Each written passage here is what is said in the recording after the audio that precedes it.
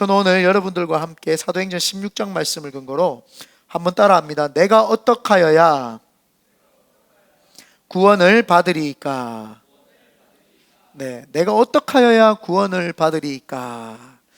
오늘 본문 내용은 바울과 실라가 빌립보라고 하는 지역에서 복음을 증거하다가 이제 감옥에 잡혀 들어가는 내용입니다. 그래서 감옥에 들어가서 하나님을 찬양하고 기도했더니 지진이 일어나서 옥문이 열렸습니다. 그리고는 거기에서 간수에게 복음을 증거해서 간수가 복음을 받아들이고 온 가족이 구원을 얻는 그 내용이 오늘 본문의 내용입니다. 이 내용을 통해서 하나님이 우리에게 주시는 여러 가지의 은혜가 있는데 오늘 그 은혜를 통해서 여러분에게 적용하시고 은혜 받으시기를 예수님의 이름으로 축원드립니다.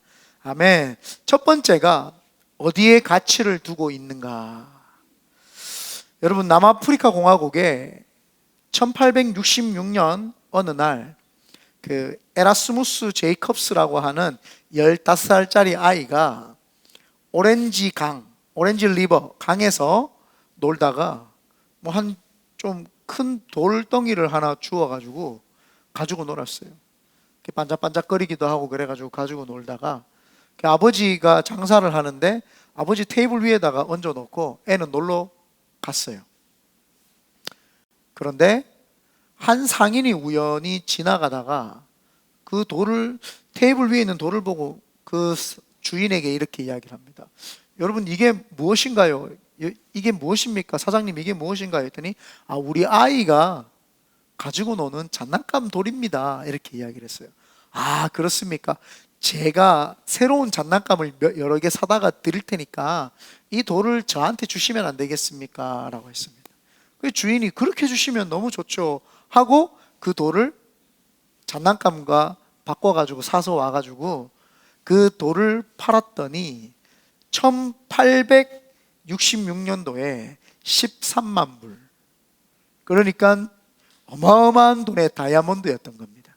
그래서 그 다이아몬드를 유레카 다이아몬드다 이렇게 해가지고 다이아몬드에 대한 것들을 알게 되면서 남아공에서 다이아몬드 광산을 캐는 그 일들이 이제 벌어지기 시작을 했죠. 아무리 좋은 다이아몬드라도 해도 아이가 그냥 가지고 놀면 장난감이 되고 그거를 가치가 있다는 걸 깨닫지 못하는 부모가 있으면 그냥 그것은 하나의 돌에 불과합니다. 그러나 상인은 그 가치를 볼 수 있는 눈이 있었기 때문에 그것을 다이아몬드라는 것을 알고 샀다라는 사실이죠. 오늘 본문에도 좀 가치 중심적인 눈으로 좀 봐야 될 것 같습니다. 오늘 본문에 보면은 한 귀신 들린 여종이 있습니다. 귀신에 의해 가지고 귀신 들린 여종이 있는데 그 귀신 들린 여종이 점을 쳐주면서 그 주인에게 큰 이익을 줬어요. 왜 이게 신 들려가지고 귀신이 이렇게 해가지고 점을 맞춰주면은 이제 그 주인이 돈을 벌었는데 바울과 실라가 복음을 증거하러 다니니까 하나님의 그 지극히 높은 하나님의 종으로서 구원의 길을 너희에게 전하는 자라 이렇게 이야기하면서 귀신이 바울과 실라를 보면서 막 소리를 지르는 거예요. 그러니까 바울과 실라가 처음에는 귀신이 신령하다, 다 신령하다고 생각하지 않았겠어요? 역시 귀신이 찰떡같이 아는구나 생각을 하고 그냥 지나쳤는데 날마다 복음 증거하는 자리에 따라와가지고 그 말을 하는 거예요. 17절에 그가 바울과 우리를 따라와 소리질러 이르되 이 사람들은 지극히 높은 하나님의 종으로서 구원의 길을 너희에게 전하는 자라 하며 이같이 여러 날을 하는지라. 바울이 괴로워가지고 뒤돌아서가지고 나사렛 예수님의 이름으로 명하노니 귀신아 떠나가라 이렇게 이야기해요. 그러니까 그 속에서 귀신이 떠나가면서 그 여종이 정상이 됩니다. 바울과 실라는 영혼 구원, 그들의 가치는 복음이었던 거죠. 복음을 증거했을 때에 복음을 받아들인 사람들이 이 복음이 얼마나 가치 있는 것인 줄 알고 받아들인 사람들이 변화될 것이라는 걸 알고 가치 있는 복음을 자꾸 증거하고 있는데 그 여자 종 귀신이 떠나갔어요. 그러면 우리가 기본 상식적으로 볼 때에 그 귀신 들린 여종이 이제 정상이 된 거잖아요. 귀신이 떠나갔으니까. 무당이 무당짓 하는데 예수님 믿고 변화된 무당들이 많잖아요. 우리 간증 들어보면은. 그런 무당이 변화가 되었는데 그럼 주인 입장에서는 어떻게 생각을 해야 돼요? 와, 너무 잘 됐다. 이거 귀신 들렸는데 이거 아무리 이거 해도 안 되던 게 이 귀신이 떠나갔으니까 너무너무 축복하고 너무 잘 됐다라고 해야 되는데 그 주인이 화가 났어요. 왜요? 자기 돈벌이가 날아갔다고 생각한 거예요. 자기 돈이 날아간 거예요. 바울과 실라는 한 영혼이 살아야 된다라고 하는 그 가치에 목숨을 걸고 이 사람들은 살아가는데, 이 주인이라고 하는 사람은 사람의 영혼에, 사람의 생명에 가치를 두질 않은 거예요. 오직 물질과 육체에만 가치를 둔 거예요. 자신들이 육체를 부유하게 하고 잘 먹고 잘 살기 위해서 그 귀신 들린 여종이 귀신에 들려 있는 게 오히려 자기에게는 좋다고 생각했던 거죠. 그러니까 자신의 이익과 자신의 돈과 자신의 재물의 가치를 두니까 사람이 변화되는 것에는 아무런 그런 가치를 두지 않았습니다. 그래가지고 이 사람들이 바울과 실라를 데려다가 사람들 많은 공터, 여기서 이제 헬라어로 제가 확인을 해보니까 광장 같은 데다가 이 사람들을 갖다 놓고 공개 재판을 하는 거예요. 사람들에게 이 사람들이 로마에 와가지고 말이야, 유대인들로서 로마에 와가지고 이상한 가르침을 가르친다, 이상한 소리를 한다, 이렇게 해가지고 관리들도 다 나와가지고 잡아다가 감옥에 집어넣어 버리는 내용이 오늘 본문의 내용입니다. 그런데 참 여러분 같으면 어떻겠어요? 저도 그럴 것 같아요. 아니, 하나님, 내가 내 좋다고 지금 복음 증거하고 다녔습니까? 내가 하나님 나라 확장을 위해서 전도하고 다녔는데 왜 이렇게 힘든 일만 생깁니까? 왜 이렇게 사람들에게 맞고 매맞고 두들겨 맞고 감옥에까지 가야 됩니까? 억울합니다 라고 이야기할 수 있는데, 이 사람들이 이상한 행동을 해요. 하나님 앞에 기도하고 찬양하기 시작을 합니다. 여러분, 어떻게 그럴 수가 있을까요? 아마 이 사람들이 그 속에 복음이라고 하는 가치를 두고 있으니까 내가 감옥에 있는 것보다도 복음으로 의해서 감옥에 갇히는 그 가치가 더 좋다고 생각을 했던 거예요. 한 번은 두 소녀가 사이좋게 바닷가에서 조개를 이렇게 캐고 있었어요. 그런데 두 소녀가 지나가다가 저 앞에 큰 조개가 있길래 딱 잡았는데 둘 다 거기다가 조개에다가 손을 딱 얹은 거예요. 그래서 옥신가신 아웅다웅 하면서 이거 내 조개야 네 조개야 하면서 막 땡기다가 결국 한 친구가 가져갔어요. 그리고는 남아있는 친구가 화가 나가지고 씩거리면서 그 자리에 앞에 있는데 뭐가 반짝거리길래 보니까 진주예요. 주머니에 쏙 집어넣었어요. 그리고는 다시 조개 줍는 일을 하는데 또 그 친구하고 함께 조개가 있길래 잡았는데 다 같이 잡았어요. 그런데 진주를 속에 집어넣은 애가 이게 너 가져 하면서 아웅다웅하지 않고 그 조개를 그냥 그 친구한테 줬어요. 내한테 진주를 가진 가치를 가진 사람은 일반 사람하고 아웅다웅하지 않아요. 내 속에 진주를 가졌기 때문에 그 조개가 그 친구한테는 별로 그렇게 귀중하지 않게 느껴지는 거죠. 우리에게도 마찬가지인 것이, 감옥이라는 것에 내가 들어갔건 내가 채찍을 맞았건 그거보다 더 큰 것이 뭐냐 하면은 예수 그리스도로 말미암아 내가 복음을 받아들여서 천국 시민이 되었다고 하는 그 가치, 그 가치가 있으니까 세상 사람들이 볼 때는 이해가 안 됩니다. 감옥에다가 집어넣으면 짜증내야 되고 화를 내야 되는데 오히려 하나님 앞에 기뻐하고 기도하고 찬양을 하는 거죠. 왜요? 그들에게는 가치를 하늘에 뒀기 때문이에요. 가치를 예수께 뒀다는 거죠.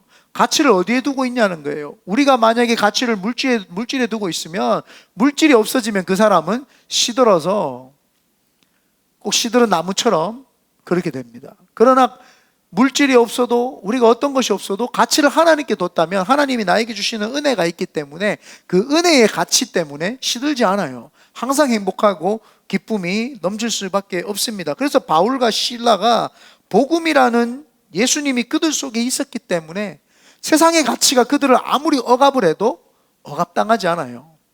억압을 해도 그 억압의 가치가 내가 가지고 있는 복음의 가치보다는 작기 때문에, 그러니까 복음을 가진 가치가 훨씬 뛰어넘는 거죠. 저도 예수 믿고 억울하게 감옥에 들어간 적이 있었어요. 그때 하나님 앞에 제가 기도를 했어요. 하나님, 저한테 첫사랑을 잃었다라고 해가지고 감옥에서 엄청 부르짖고 기도를 해서 첫사랑을 회복했어요. 회복하고 나서 보니까 그 4평 반쯤밖에 되지 않는 감옥이 저의 자유를 억압할 수 없다라는 걸 그제서야 깨달았어요. 기도만 하면 하나님과 함께 있으니까 몸은 감옥 안에 있는데 내 영과 내 정신이 온 세상을 누비고 다니고 하나님과 평안하게 있는 거예요. 그러니까 한 번도 힘들지 않았어요. 한 번도 힘들지 않고 보름 있다가 딱 나오고 나니까 오히려 옛날보다도 제가 더 성숙해져 있고 더 신앙이 높여져 있다는 걸 제가 개인적으로 깨닫게 되었죠. 물론 그 억울한 것은 나중에는 밝혀졌지만 참 그 당시에는 그 억울함이 힘들었어요. 그런데 그 억울한 것이 복음의 가치를 누를 수가 없더라는 거예요. 성령님과 함께하고 예수님과 함께하는 그 복음의 가치가 아무리 4평 반에 저를 가둬놔도요, 저를 힘들게 할 수가 없다는 것을 제가 그때 처음으로 깨닫게 되었죠. 그래서 제가 어떤 지역에 가든지 어떤 낙후된 곳에 가든지 어떤 힘든 상황이 있어도 당황하지 않는 것은 그 당시에 그 경험을 했던 거예요.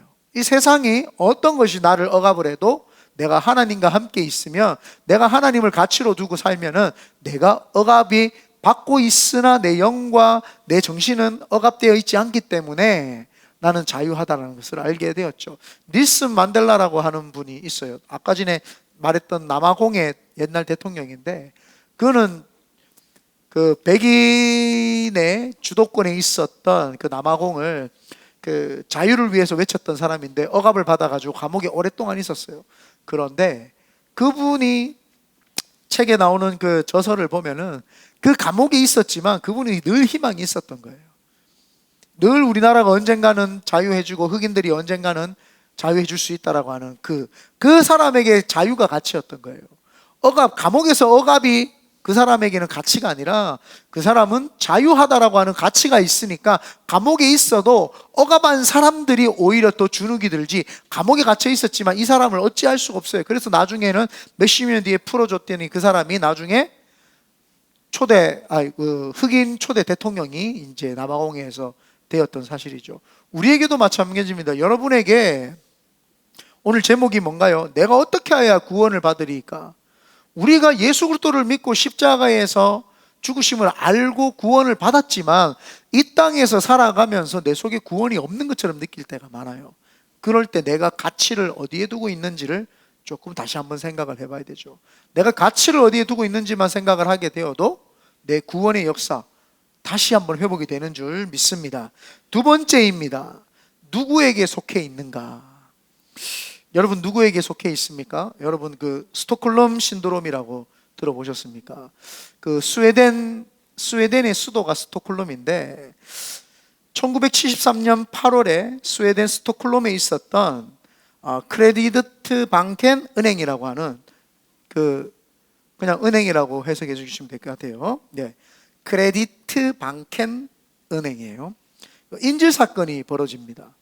3명의 여자와 1명의 남자를 인질로 잡고 이제 범인들이 이제 그들하고 있었는데, 신기하게도 한 일주일 동안 그들하고 같이 있는데 인질들이 오히려 점점점 그 범죄자들에게 동화되어 가지고 그들에게 애정감을 느끼고 그들과 함께 소속감을 느끼고 그들을 오히려 변호해 주는 거예요. 경찰이 와서 이 사람들에 대해서 잘못된 것들을 이야기하라고 했더니 오히려 그들을 변호해 줄 뿐만 아니라 그 사람들이 나중에는 잡혔는데 감옥에 10년 살고 나와서 그 3명 중에 1명의 여자와 결혼을 하는 그런 일이 벌어졌어요. 어떻게 해서 그 인질범들에게 그 인질이 동화되었을까요? 도대체 무슨 일이 있었길래 그랬을까요? 되게 따뜻하게 대해주고, 인질이지만 따뜻하게 대해주고 그랬더니 그 사람들이 인질범에게 마음이 이렇게 속해져 있었어요. 그거와 반대로 리마 신드롬이라고 있어요. 페루의 수도가 리마인데 1996년 12월 17일에 페루의 수도인 리마에서 반군이 일어나요. 나라가 그 독재 체제에 있으니까 반군이 막 일어나 가지고 있는데, 그 반군들이 일본 대사관에 진입을 해 가지고 127일 동안 수백 명의 사람들을 거기다가 모아놓고 있었어요. 그런데 여기는 반대예요. 오히려 인질범들이 인질들에게 동화가 되어가지고 인질들을 풀어주고 점점 그들과 함께 공유하고 편지도 나누고 자기의 이름도 이야기를 하고 거기서 나눔을 했다고 하더라고요. 나눔을 하면서 그 인질범들이 오히려 인질들에게 동화되어가지고 다 인질들을 풀어주고 자기들은 그냥 총에 맞아서 죽는 그런 일이 벌어졌어요. 그래서 스톡홀름 신드롬과 이 리마 신드롬이라고 하는 게 이 반대적이지만, 왜 사람들이 극한의 상황에서 범죄자들에게 동화되고 또 범죄자들이 극한의 상황에서 인질범들에게 동화되는가, 어떻게 이렇게 되는가, 이런 것들에 대해서 이제 심리학적으로도 연구를 했죠. 이 스톡홀름 신드롬, 리마 신드롬이라고는 하지만 정확하게 의학적으로 분석된 것이 아니기 때문에 이게 의학적으로 어떻다라고 말하기는 조금 힘듭니다. 그런데 오늘 성경에 그 내용이 지금 나와요. 여기 스톡홀름 신드롬처럼 또 리마 신드롬하고 똑같은 내용이 나오는데, 바울과 실라가 감옥에 있는데 기도하고 찬송했더니 갑자기 지진이 일어납니다. 지진이 일어나고 옥문이 열렸어요. 그 옥문이 열렸을 때, 지진이 날 때 잠을 자다가 간수가 눈을 딱 떠가지고 보니까 옥문이 열려 있는 것을 보고, 아, 죄수들이 다 도망갔구나 생각을 하고 칼을 뽑아다가 자결을 하려고 하는데, 바울과 실라가 우리 안 도망갔으니까, 우리는 도망가지 않았으니까 자결하지 말고 자기 몸을 해치지 말라, 이렇게 이야기를 합니다. 그리고는 그 사람이 바로 바울과 실라에게 동화되어 가지고 바울과 실라에게 어떻게 하면 구원을 받을 수 있습니까? 이렇게 묻는 일이 있죠. 스톡홀름 신드롬이나 리마 신드롬하고 좀 비슷한 거예요. 극한의 상황에서 이 인질범과 같은 이 사람들을 관리해야 되고 이 사람들을 감시해야 되는 간수가, 지금 바울과 실라는 뭐예요? 죄수예요. 죄수의 신분으로 있는 그들에게 지금 동화되어지는 과정을 우리가 보고 있습니다. 어떻게 해서 이럴까? 바울과 실라는 예수님께 속해 있었어요. 예수님께 속해 있는 자들이니까 감옥이 흔들리든 착고가 열리든 중요하지 않았어요. 그들이 예수님께 속해 있었기 때문에 감옥에 있으나 밖에 나가나 언제든지 나는 죽고 사는 것이 예수를 위해 살고 죽기 때문에 그게 그 사람들에게 큰 이슈가 되지 않았어요. 그런데 간수를 해야 되는 사람, 당시에는 간수가 만약에 죄수가 도망가면 죄수의 형량을 간수가 대신 살아야 돼요. 그리고 간수가 제대로 못 살면 가족까지도 그것을 연좌제로 같이 살아야 되는 거예요. 그러니까 그냥 오히려 자기가 자결하고 죽으면 죄수들이 이 사람을 죽이고 도망간 걸로 되니까 가족들에게는 피해가 되지 않겠죠. 그래서 이 간수가 자기를 죽으려고 했던 거예요. 이 사람은 어디에 속해 있는 거예요? 로마 감옥에서 하는 로마 감옥 행정에 속해 있는 사람이었어요.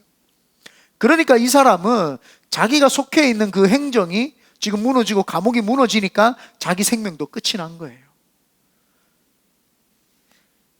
이 사도 바울과 실라는 예수님께 속해 있으니까 감옥에 있든 밖에 있든 중요하지 않아요. 그거는 내가 속해 있는 곳이 예수님이니까, 내가 어디에 있든지 내 속에 예수님이 계시기 때문에 내가 예수께 속해 있다 그러면은요 흔들리지 않죠. 근데 이 사람은 어디에 속해 있는 거예요? 로마 당국에 속해 있는 거예요.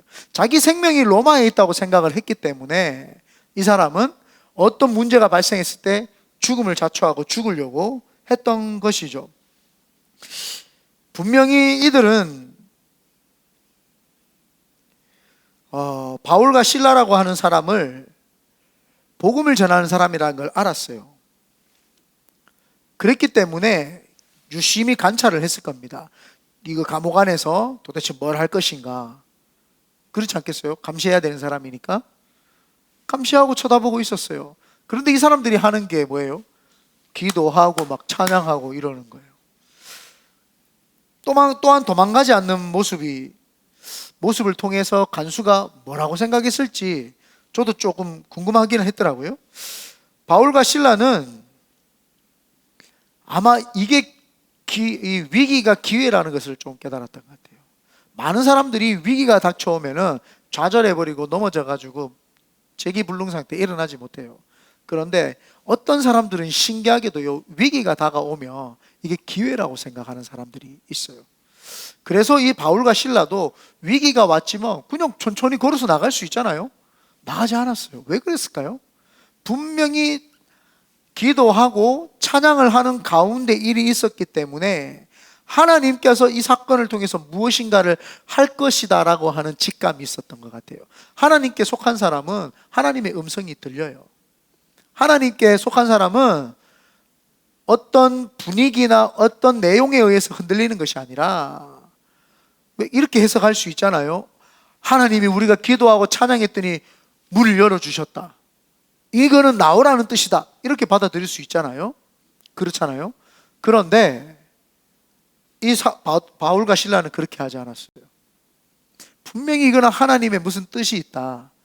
그래서 그들은 나가지도 않고 그 자리에 그냥 머물러 있었던 거예요. 나가지도 않고 그 자리에 머물러 있고 하나님이 자신들을 감옥에 넣었다라고 하는 사실을 인식하고 있었어요. 우리가 삶을 살면서 내가 어디에 속했느냐가 중요하지 내가 무엇을 하느냐가 중요하지는 않는 것 같아요. 많은 사람들이 내가 학교에니까 학교에 가서 내가 뭘 해야 되겠다는 생각을 하는데, 내가 학교에 있지만 나는 예수 그리스도께 속한 사람입니다. 내가 어느 직장에 있어도 내가 예수님께 속한 사람입니다 라고 생각을 하면 그 직장이 사라지고 그 직장의 상사가 나를 야단을 치고 어떤 상황이 있어도 거기에 굴하지 않아요. 마이동풍으로 그냥 한 귀로 듣고 한 귀로 흘리고 그런 내용이 아니라, 아무리 직장에서 뭐라고 해도 내가 하나님께 속한 사람이기 때문에 사람의 말이나 환경 때문에 일이 일비하지 않는단 말이에요. 이렇게 감정이 일로 왔다가 이렇게 하지 않는 거예요. 곧은 마음을 가지고 바르게 하나님 앞에서, 하나님, 제가 하나님께 속해 있으니까 하나님이 만들어준 상황인 줄 믿습니다. 그래서 직장이든지 학교든지 어느 데에서 가도 기도하고 찬양하고 하나님 영광 올려드리면 하나님께서 그 역사들을 만들어주시고 이루어 가시죠. 그래서 제가 직장인들에게 늘 하는 말이, 늘 일찍 가서 책상에 딱 앉아서, 하나님, 오늘도 이 직장에 왔습니다. 오늘도 하나님이 함께 해주셔서 이 직장에서 하나님 나라 이루는 데 쓰임받게 해주십시오. 그리고 지혜와 명철을 주셔서 하나님 이 일이 모든 사람들과 이 회사에 덕이 될 수 있도록 해주십시오. 그렇게 기도하고 시작을 해보라. 그러면은요, 직장이 그냥 돈 벌러 가는 곳이 아니다니까요. 딱 앉는 순간 성령님의 임재가 확 느껴져요.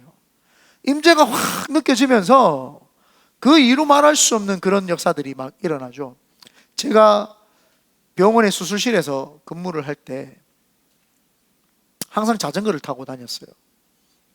그리고 병원 밥이 생각보다 맛있어요. 그래서 출근이 8시 반인데 7시 반까지 갔어요. 자전거를 타고 40분 자전거 타고 7시 반에 가면은 아침 식사를 주거든요.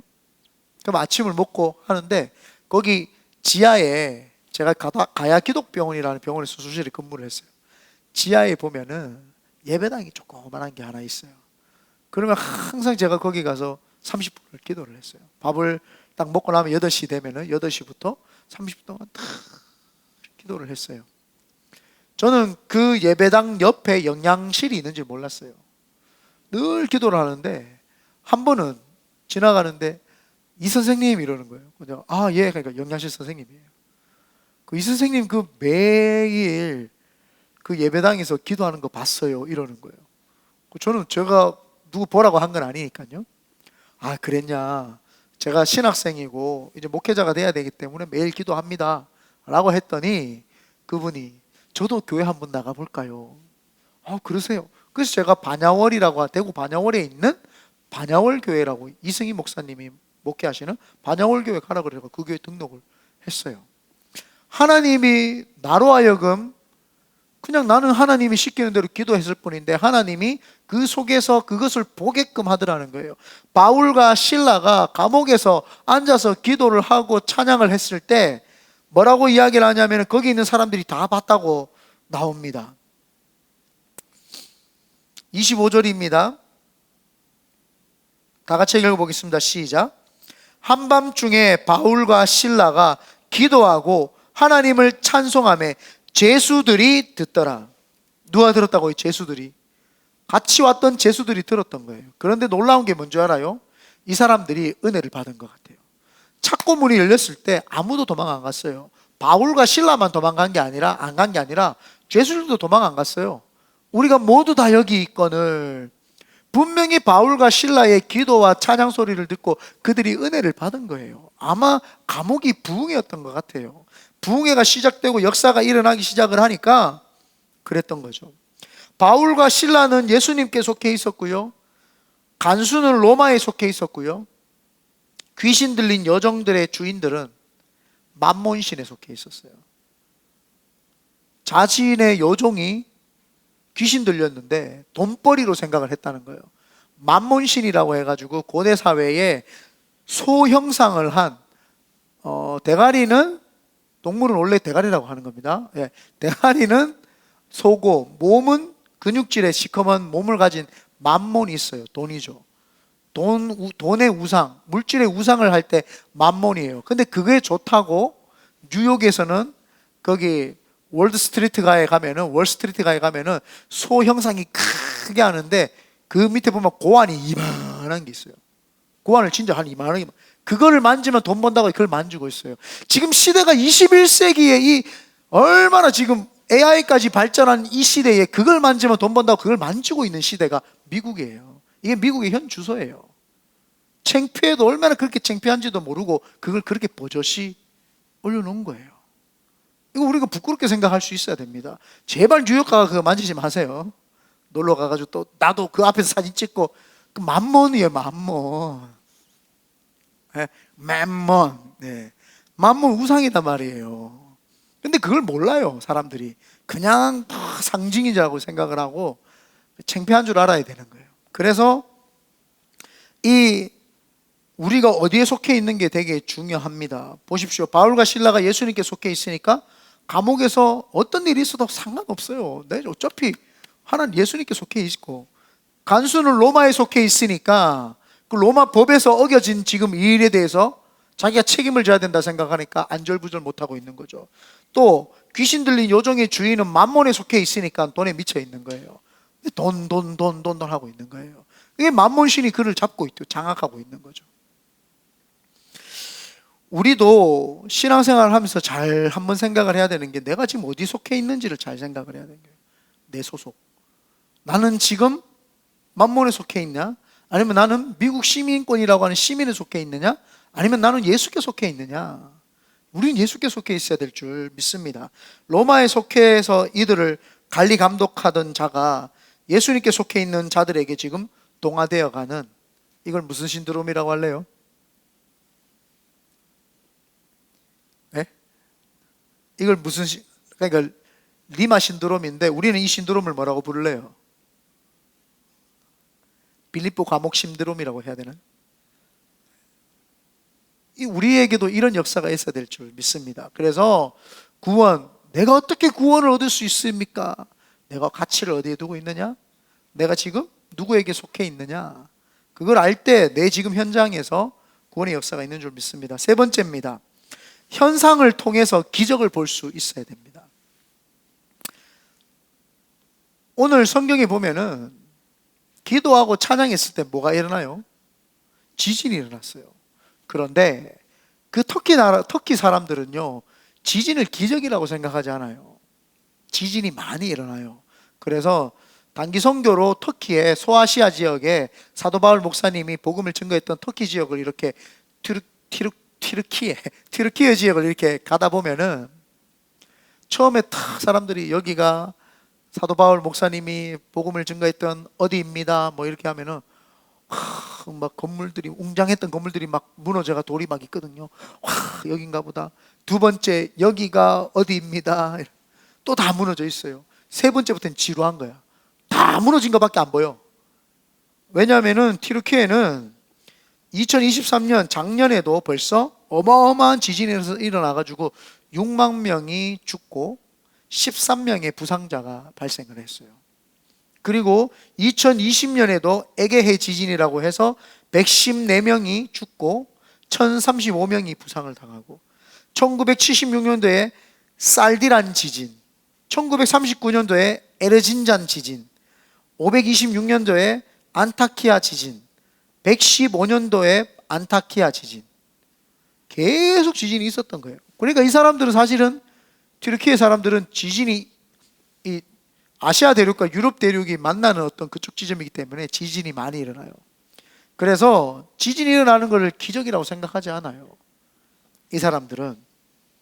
그래서 터키 지역에서 이 사람들이 지진이 났을 때, 이 감옥에서 지진이 나가지고, 지진이 나면은 문틀이 이렇게 틀어지잖아요. 틀어지면 문이 뭐 자동으로 열릴 수 있잖아요.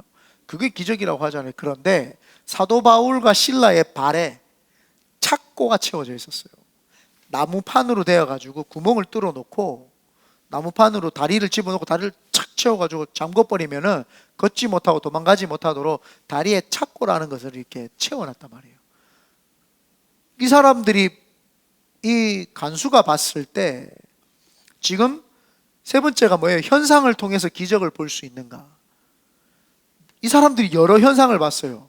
이 사람들이 복음을 막 증거하고 귀신을 쫓아내는 현상을 먼저 봤죠. 감옥에 들어와가지고 찬양하고 기도하는 그 자꾸 현상을 지금 보고 있는, 팩트의 현상을 지금 보고 있는 거예요. 그리고는 지진이 났는데 도망가지 않는 현상을 지금 봤어요. 마지막으로 봤더니 다리에 착고가 풀려져 있는 거예요. 이게 기적인 거죠. 이 사람을 통해서 뭘 봐야 돼요? 기적을 봐야 되는 거죠.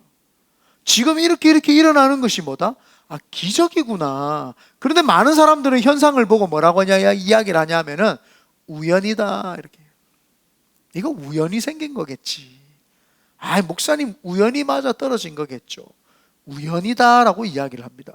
그래서 그 현상을 통해서 하나님을 보지 못한 사람은 구원을 받을 수 없는 상태가 된 것입니다. 현상을 통해서 기적을 볼 수 있는 이제 사람이 돼야 되죠. 감리교의 창시자 요한 웨슬리라고 하는 분이 있어요. 이 감리교의 창시자니까 얼마나 위대하게 쓰임 받은 주의 종입니까? 근데 이 존 웨슬리, 요한 웨슬리 목사님이 자기가 열심히 옥스퍼드 대학을 나와가, 영국의 옥스퍼드 대학을 나와가지고 신학을 이제 하고, 저기 미국에 있는 사람들에게 선교하러 가야 되겠다 해서 선교지로 미국으로 떠납니다. 그래서 미국에 가가지고 2년 동안 교회를 세우고 목회를 하는데 목회가 잘 되지 않아요. 그리고는 그가 미국에서 배를 타고 다시 영국으로 돌아오는 길이었는데 거기서 풍랑을 만납니다. 근데 그 풍랑을 만나고 이 요한 웨슬리 목사님은 죽음에 대해서 두려움을 느껴요. 벌벌 떱니다.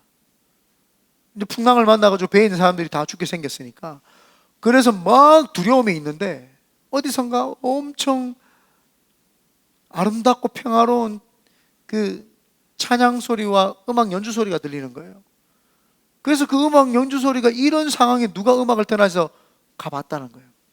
가봤더니 모라비안 교도라고 해가지고 체코에서 시작된 그 신앙을 유지하던 사람들이에요. 체코에서 신앙을 유지한, 우리하고 똑같이 오순절이에요. 펜타코스탈적인 사람들이에요. 그 사람들이 하나님을 만나가지고 막 찬양을 하고 있고 음악을 켜고 있고 막 있으니까 자기하고 너무 반대되는 거예요. 나도 하나님을 믿고 저 사람들도 하나님을 믿는데 나는 지금 죽음이 두려워가 벌벌 떨고 있는데 저 사람들은 저렇게 평안할 수가 있는가. 그렇게 해서 영국으로 돌아와가지고 모라비안 교도들이 모여서 집회하는, 그 사람들이 로마 카톨릭에 의해서 핍박을 받아가지고 체코에서부터 밀려나서 독일로 갔다가 독일에서 밀려나서 영국으로까지 온 사람들이에요. 그래서 영국에서 1700년도에 부흥회를, 이 사람들이 모라비안 교도들이 부흥회를 막 하고 있는데 그때 요한 웨슬리 목사님이 참석을 해가지고 성령을 받은 거예요. 성령 받고 방언 받은 거예요. 변화된 거예요. 그래가지고 그 사람이 이야기를 하는 거예요.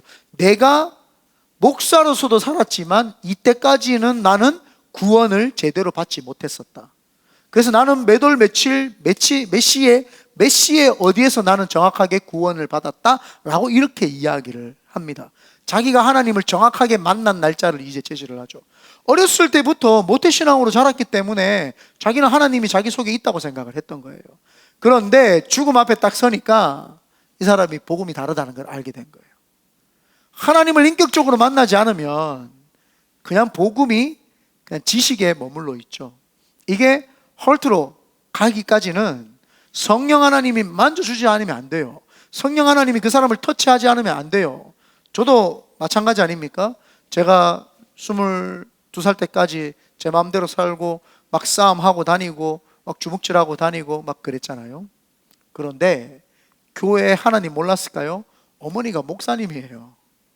어머니가 목사님이고 누나가 교회 다녔고 어렸을 때부터 저도 교회를 접했기 때문에 저도 하나님 살아계신 거 알고요. 싸우면은 친구들하고 혹시나 싸우게 되면 싸우기 전에 주기도문 외웠고요. 웃기죠? 싸우기 전에 주기도문 외우고요. 뭐 그랬던 사람이에요. 그러니까 어렴풋이 하나님이란 존재를 알고 있죠. 교회도 맨날 갔으니까 목사님 설교를 몇 번이나 들었겠어요. 그런데 제가 2001년 6월 27일 저녁 10시에 하나님을 만나요. 제가 하나님을 만난 날을 기억을 합니다. 제가 수련회에 들어갔다가 하나님이 빛 가운데 저한테 팍 임하면서 저를 만졌죠.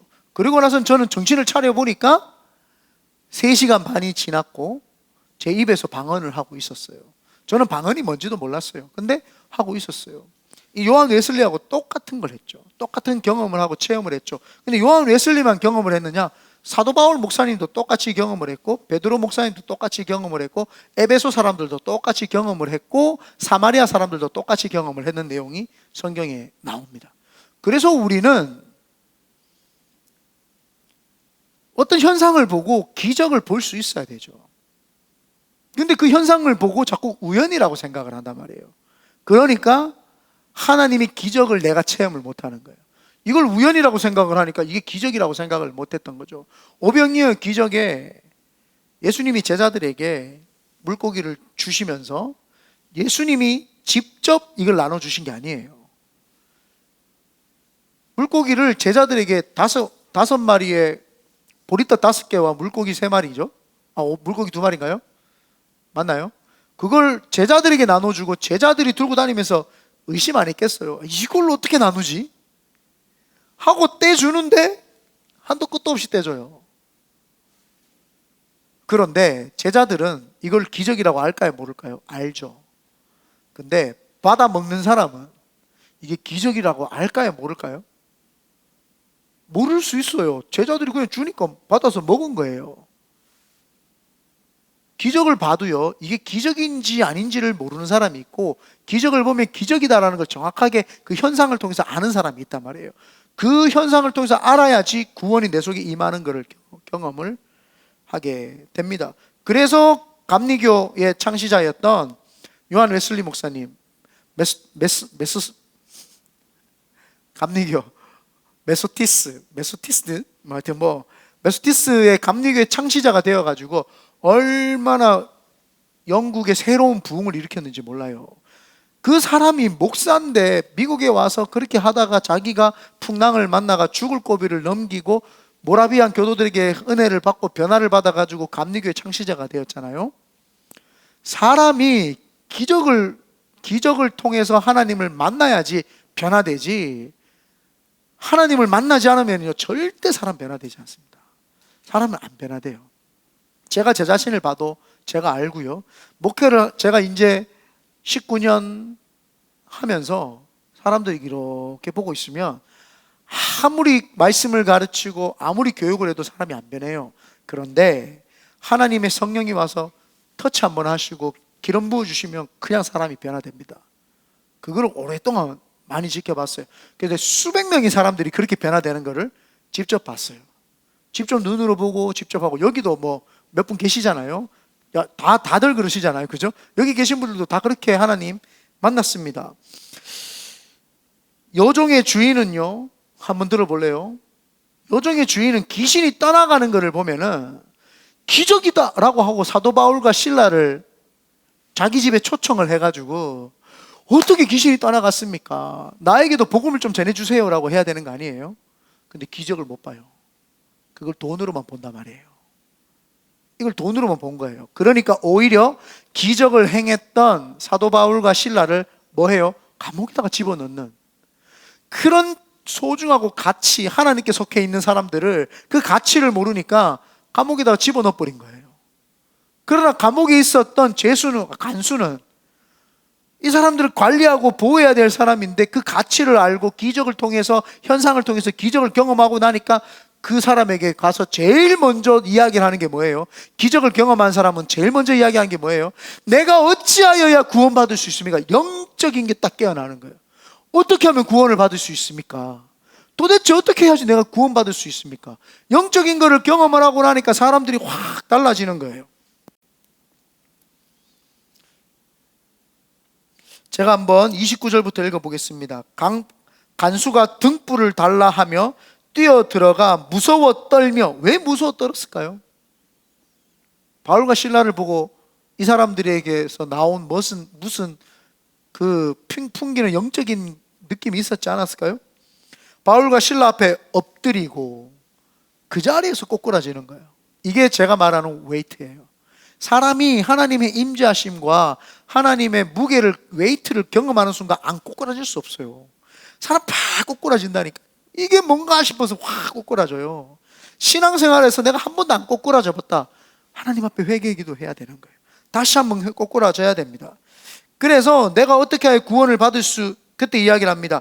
엎드리고 그들을 데리고 나가 이르되, 이제 바울과 실라를 어떻게 해요? 스스로 데리고 나가는 거예요. 지금 로마에 속해 있을 때는 어떻게 해요? 도망갔을까봐 막 안절부절 못했는데 이제는 자기가 스스로 데리고 나갑니다. 어디를요? 감옥 밖으로 데리고 나가죠. 이르되 선생들이여, 내가 어떻게 하여야 구원을 받을 수 있나이까 하고는 영적인 게 확 뜨인 거예요. 기적의 현상을 보면은요, 영적인 눈이 확 떠요. 그런데 아직 하나님을 우연으로 인식하는 사람은요, 기적의 눈이 안 뜨여요. 그러니까 하나님의 구원에 대한 관심이 없어요. 구원에 대한 목마름이나 구원에 대한 관심이 없고 하나님의 역사하심에 대한 관심이 없고 그냥 내가 먹고 사는 데에만 관심을 가지게 되죠. 그러니까 사도 바울 목사님이 이렇게 이야기를 합니다. 이르되 주 예수를 믿으라, 그리하면 너와 내 집이 구원을 받으리라 하고 주의 말씀을 그 사람과 그 집에 있는 모든 사람에게 전하더라. 바울이 그 집에, 이 사람들이 바울과 실라를 데리고 자기 집으로 데리고 간 거예요. 되게 차이가 나죠. 아까 귀신 들렸던 주인들은 어떻게 돼요? 기적을 봤음에도 불구하고 먼저 기적을 본 거예요. 귀신 쫓아내는 기적을 봤잖아요. 그런데도 불구하고 감옥에 이 사람들을 소유하거나 가치가 있어서 살려고 하지 아니하고 다이아몬드를 버리듯이 그냥 버려놓은 거예요. 감옥으로 집어넣은 거예요, 오히려. 그런데 이 사람은 집으로 데려간 거예요. 그리고 그 집에서 뭐래요? 하나님 말씀이 선포돼. 자, 여기에서 우리가 봐야 될 때 뭐예요? 기적, 신비 체험은 우리로 하여금 영적인 것들을 추구하게끔 만드는 길잡이에요. 마중물과 같은 거죠. 그거 하고 나서는 뒤에 뭐가 나와요? 항상 말씀. 주의 말씀을 그 사람들과 그 집에 있는 모든 사람들에게 전하더니, 그래서 말씀이에요. 말씀을 전하고 예수 그리스도에 대한 복음을 가르쳐 주기 위해서 기적과 이사가 비전한 거지, 우리가 신비주의를 너무 따라가면 안 되는 거예요. 신비 체험은 꼭 하십시오. 반드시 신비 체험을 하십시오. 그러나 신비주의로 빠지지 말라는 거예요. 말씀으로 돌아가서, 내가 하나님 이제 만났잖아요. 하나님 만난 사람은 자꾸 신비한 거 하지 말고 말씀이 뭐라고 하나, 말씀이, 그때 말씀을 따라가면 자동으로 또 신비한 걸 경험하게 된다는 거예요. 이해가 됐죠? 말씀을 따라가면은요, 자동으로 신비한 걸 경험하고 체험을 하는데, 신비한 것들을 먼저 자꾸 체험을 하려고 한단 말이에요. 그러니까 그 신비 체험이 오히려 그 사람으로 하여금 말씀으로부터 멀어지게 만드는 거예요. 말씀과 상반되게 만들고 말씀 위에 신비를 올리게 되는 거죠. 그렇기 때문에 우리는 신비주의를 지향하지는 않습니다. 지양해야 되는 거죠. 그 밤 그 시각에 간수가 그들을 데려다가 그 맞은 자리에 씻어주고 자기와 그 온 가족이 다 세례를 받은 후 구원을 받은 거예요. 이제 그들을 데리고 자기 집에 올라가서 음식을 차려주고 그와 온 집안이 하나님을 믿음으로 크게 기뻐하더라. 현상을 통해서 우리가 기적을 볼 수 있어야 됩니다. 그러면 우리는 여기에서 우리에게 적용해야 될 점이 무엇입니까?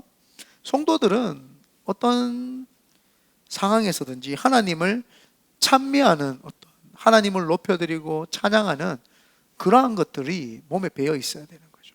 그게 훈련이 돼 있어야 되죠. 어떻게 어려운 상황이라고 할지라도 내가 하나님이 이 상황을 주신 그 하나님이 나한테 감사하고 찬양하고 기도하라는가 보나 라고 할 때, 우리가 볼 때는 왜 내가 감옥에 있는지 모르지만, 내가 왜 어려운 상황이 있는지 모르지만 하나님이 이 상황을 허락하셨기 때문이다 라고 믿으면 하나님께서 그 역사를 통해서 기적을 보여주시는 거예요.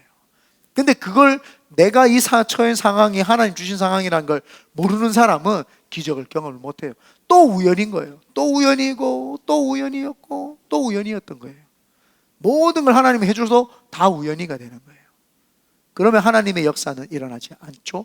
일어났는데도 불구하고 자기가 우연이라고 했기 때문에 하나님을 경험하지 못하고 하나님을 체험하지 못하죠. 그래서 침례교회 그 목회자였던 헨리 블랙가비 목사님이 하나님을 경험하는 삶에서 6가지의 패턴, 7가지인가요? 하도 오래돼가지고 까먹었는데, 거기에 보면 마지막에가 항상 뭐예요? 하나님을 경험해야 된다는 거예요. 하나님이 말씀하시고 나를 초청하시고 나를 부르시고 나에게 말씀하신 걸 가해주고 내가 하나님 맞습니까 아닙니까 하면서 조정, 내가 하나님 앞에서 이거를 조정을 해가지고 딱 하나님 말씀이다 라고 했을 때 순종할 때에 하나님의 역사가 일어나거든요. 그래서 하나님을 경험하는 삶, 하나님을 경험을 해야 됩니다. 그런데 많은 사람들이 자꾸 우연으로 가장을 하니까 하나님이 역사를 해주셔도 경험을 못하는 게, 하나님이 해줬는데 이거 하나님 해준 게 아니야, 하나님 섭섭해하죠. 그 다음부터는 하나님 안 해주세요. 해줘도 니는 어차피 내가 해줬다고 말 안 하잖아. 내가 니한테 해줘도 어차피 니는 내가 했다고 인식하지 못하잖아. 어차피 내가 너한테 해줘도 너는 감사하지 않잖아. 굳이 내가 안 해줘도 너는 어차피 네가 생각하고 싶은 대로 하니까 나는, 하나님은 우리에게 어떠한 것도 해주실 수가 없는, 기적을 경험하고 체험할 수 없는 그런 상태가 되게 됩니다. 결론을 맺겠습니다. 내가 어떻게 해야 구원을 받을 수 있으리까? 우리가 어디에 가치를 지금 두고 있는지, 또 내가 누구에게 속해 있는지, 또 현상을 통해서 내가 기적을 보고 있는 건지, 아니면 나는 현상 위주의 사람으로 살고 있는 건지, 우리가 한번 돌아보시면서 하나님이 주시는 놀라운 은혜가 여러분 속에 있게 되시기를 예수님의 이름으로 축원드립니다. 아멘.